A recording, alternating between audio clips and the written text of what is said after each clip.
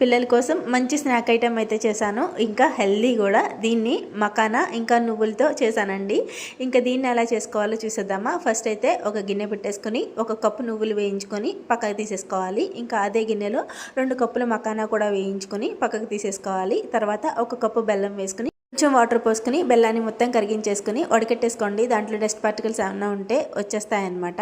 ఇంకా తర్వాత ఆ బెల్లం పాకాన్ని మళ్ళీ అదే గిన్నెలో వేసి బాగా పాకం రానివ్వాలి. ఇలా పాకం ఎలా రావాలి అంటే ఒక గిన్నెలో వాటర్ పోసి ఈ పాకాన్ని దాంట్లో వేస్తే ఉండ చుట్టి మళ్ళీ ఆ గిన్నెలో వేసినప్పుడు టంగుమని సౌండ్ రావాలన్నమాట. అలా వచ్చిన తర్వాత మనం వేయించి పెట్టుకున్న నువ్వులు అలాగే మకానా ఉంది కదా అది కూడా వేసేసి 2 నిమిషాలు తిప్పేసి నెయ్యి రాసిన ప్లేట్లో వేసేసి ఇలా స్ప్రెడ్ చేసేసుకుంటే అచ్చులాగా వచ్చేస్తుందండి. టేస్ట్ అయితే నిజంగా చాలా బాగుంటుంది. పిల్లలు ఇలా గట్టిగా అచ్చులాగా తినలేరు నవ్వలేరు అనుకున్న వాళ్ళకి బెల్లం పాకం కొంచెం లేత పాకం పట్టుకుంటే పొడి పొడిలాడుతూ వస్తుంది, గుల్లగా వస్తాయి. నువ్వుల ఫ్లేవర్ తగులుతూ టేస్ట్ అయితే చాలా బాగుంది.